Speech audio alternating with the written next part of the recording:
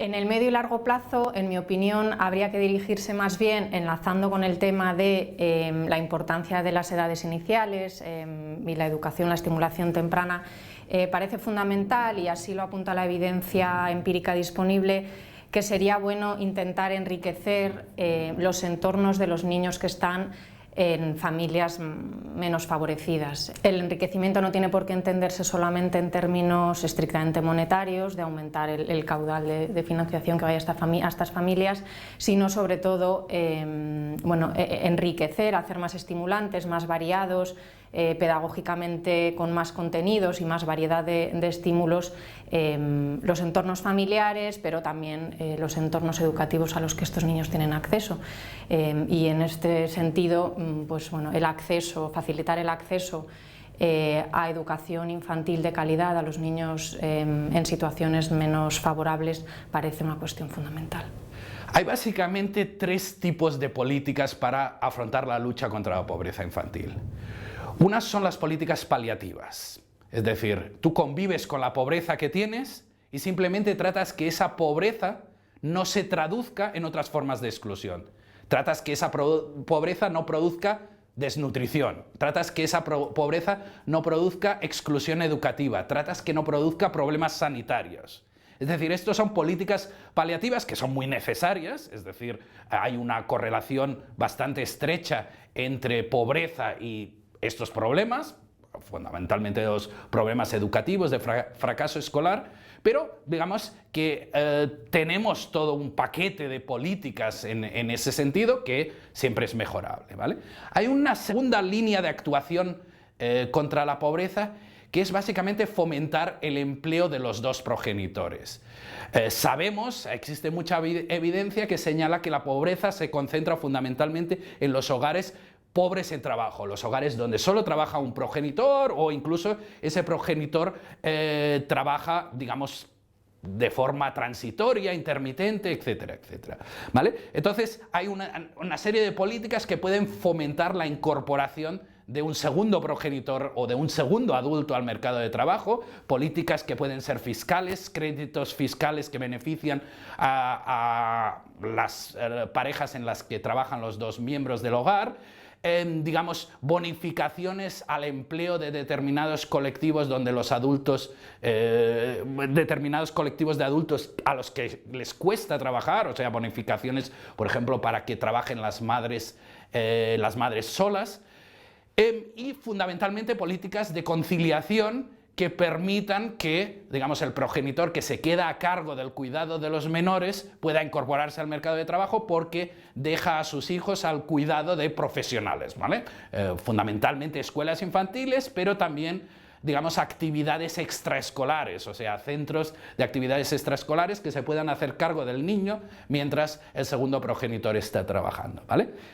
Tercer paquete de políticas, que es probablemente el paquete de políticas donde tengamos más camino por recorrer, que es las políticas de transferencias monetarias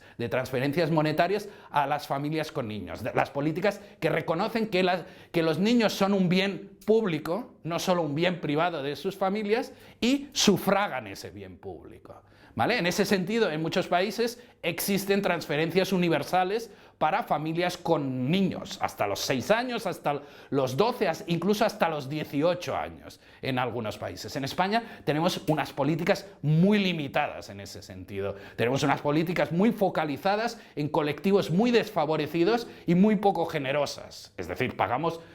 270 euros a estas familias. Con 270 euros el efecto es miserable. Es decir, no sacamos a familias con niños de la pobreza. Los réditos que tiene, por ejemplo, una política de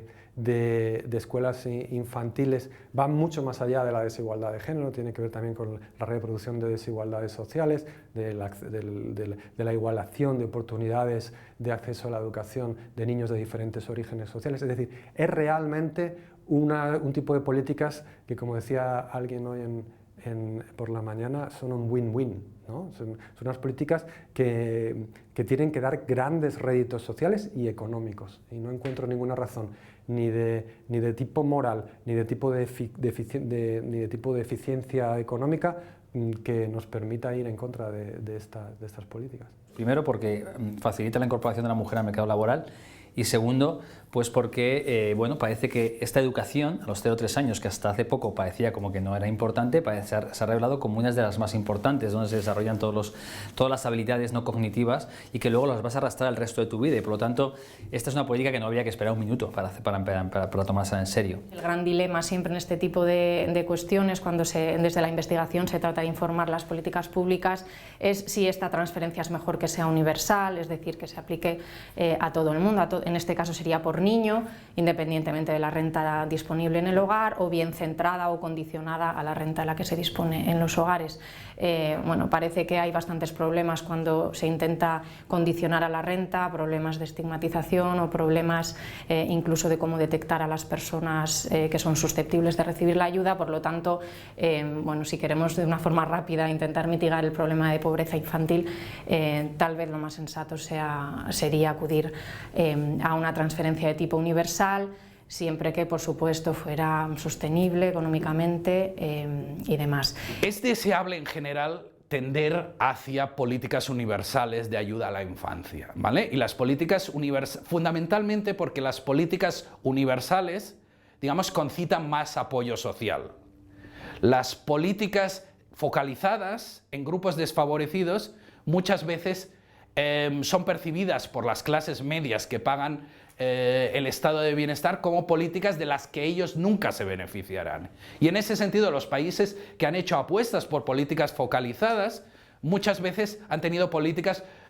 focalizadas pero muy poco generosas. En cambio, los países que han hecho apuestas por las políticas universales han terminado teniendo políticas universales que, digamos,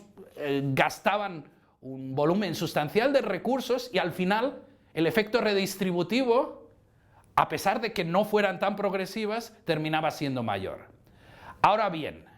digamos, dada la situación económica, digamos, es muy difícil pensar que ahora nos vamos a poder gastar un 1 o un 2% del Producto Interior Bruto en generar políticas universales de ayuda a las familias con niños, ¿vale? Y en ese sentido, digamos, probablemente el primer paso a tomar es desarrollar políticas focalizadas